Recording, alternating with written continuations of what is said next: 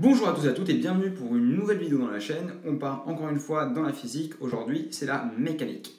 Donc, le chapitre de mécanique en terminale, il est assez complexe. En fait, il réunit cinématique et mécanique. Cinématique, c'est l'étude du mouvement. Et mécanique, c'est l'étude des forces, notamment comment elles influencent le mouvement.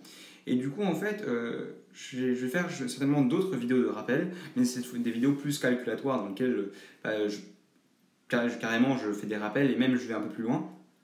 Mais ici, en fait, c'est plus des rappels, pas calculatoires, mais théoriques et plus sur la nomenclature, sur quels termes on utilise de manière générale quand on va parler de mouvement et de force. Du coup, premièrement, je vais essayer de décrire les différents types de mouvements. Ça, c'est normalement aussi quelque chose qui est plutôt de niveau pas trop terminal. Mais si on a un objet qui va tout droit, et on va faire un mouvement rectiligne. Si on a un objet qui va en rond, on va faire un mouvement circulaire. Et si on a un objet qui fait des courbes, on va faire un mouvement curviligne. Voilà les mots qu'on va utiliser pour décrire en fait les différents types de mouvements. Si on a un objet qui va à une vitesse constante, voilà, v égale une constante, et on va faire un mouvement rectiligne, un mouvement uniforme. Excusez-moi, un mouvement uniforme. Uniforme, c'est-à-dire que la vitesse est constante. Si la vitesse augmente en fonction du temps, on va faire un mouvement accéléré, et si la vitesse diminue en fonction du temps, on va faire un mouvement décéléré. Et du coup, on peut commencer à faire des combinaisons. On peut avoir un mouvement curviligne uniforme, un mouvement rectiligne accéléré, ou un mouvement circulaire décéléré, ou ce genre de truc. Et il y a un mouvement en particulier qui mérite notre attention, c'est le mouvement rectiligne uniforme. C'est-à-dire que quand un objet va tout droit à une vitesse constante, il se passe quelque chose d'essentiel, de très très très important. C'est même le premier principe de Newton. Les lois de Newton, c'est la Bible de la mécanique et de la cinématique. Genre franchement, si vous avez besoin d'une référence, bam, Newton, bam, Newton. Enfin, il a été dépassé par certaines lois de Einstein, mais dans la plupart des cas de figure qu'on va utiliser aujourd'hui, les lois de Newton, elles valent, c'est suprême. Voilà, il n'y a rien qui vaut plus que les lois de Newton.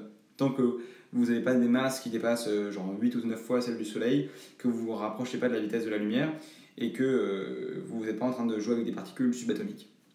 Et du coup, un mouvement rectiligne uniforme, c'est caractérisé par quelque chose d'important, c'est-à-dire l'équilibre des forces. Quand un objet est immobile, ou alors quand un objet va tout droit à vitesse constante, toutes les forces qui s'appliquent sur cet objet se compensent.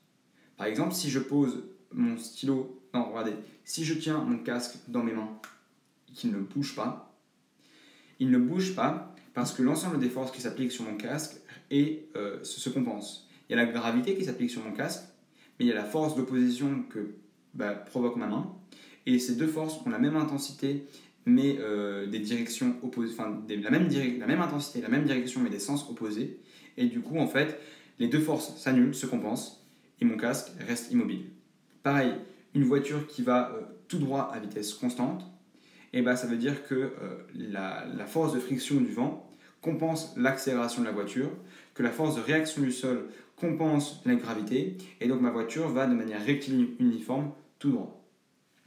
Si en fait on imagine un univers genre vide, et il y a juste une balle de tennis qui traverse cet univers à vitesse constante, de manière rectiligne, il n'y a aucune force qui s'applique sur ma balle de tennis, du coup elle possède un mouvement rectiligne uniforme. Pour que le mouvement rectiligne, cette histoire de mouvement rectiligne uniforme marche, pour que le premier principe de Newton s'applique, il faut qu'on soit dans un référentiel galiléen. Et en fait, je pense que ça va être la dernière chose que je vais dire dans cette vidéo assez courte. Je vais essayer de définir ce que c'est qu'un référentiel galiléen. Des fois, en fait, c'est plus difficile que ça n'a l'air à comprendre, et des fois, c'est assez évident. En fait, un référentiel galiléen, ça se détermine de deux manières différentes, et les deux manières sont un peu bizarres. Un référentiel galiléen, c'est un référentiel qui est en mouvement rectiligne uniforme ou immobile par rapport à un autre référentiel galiléen. Super, super définition. Ou alors, c'est un référentiel dans lequel la première loi de Newton s'applique.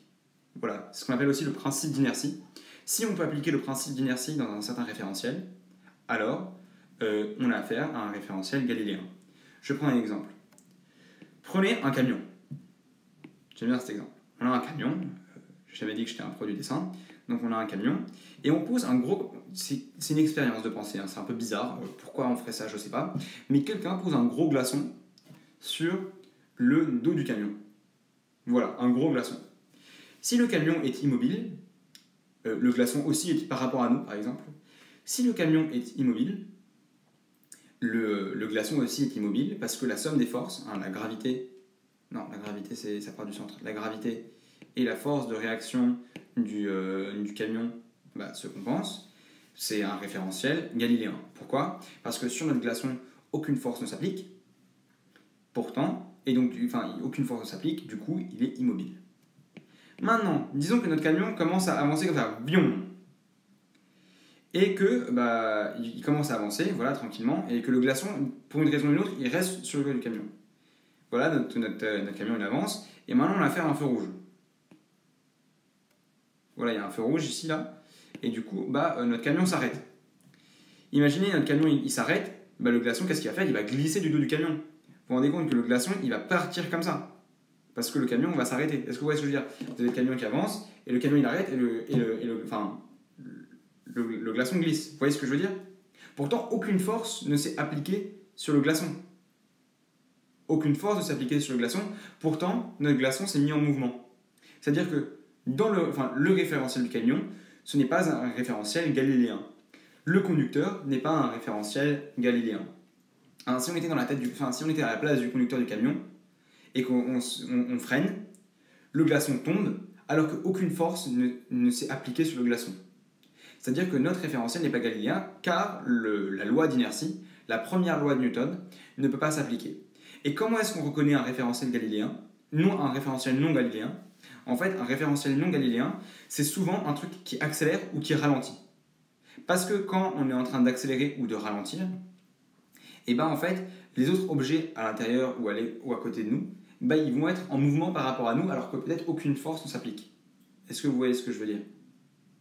Du coup, les référentiels galiléens, ce sont soit les choses qui se déplacent d'une manière rectiligne uniforme par rapport à un autre référentiel galiléen, ou alors les référentiels qui sont immobiles.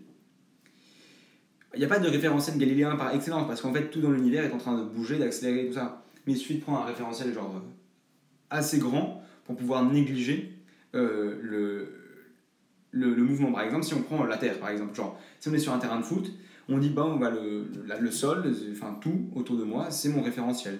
Voilà. Et on suppose que ça c'est immobile. Parce qu'en fait, tout déjà dans ce référentiel se bouge de la même manière. Ce qui veut dire qu'on ne sent pas en fait l'effet d'une potentielle accélération ou décélération. Voilà ce que ça veut dire. Et donc si dans notre référentiel, là, sur notre terrain de foot, il y a un camion qui arrive et qui freine, ce camion-là n'est pas un référentiel galiléen parce qu'il est en train de décélérer, il possède une accélération. Voilà, j'espère que c'est assez clair pour vous. J'espère que vous êtes prêts pour attaquer ce chapitre de mécanique parce que franchement, il est trop bien. Moi, j'adore ce chapitre. J'espère que franchement, vous êtes motivés.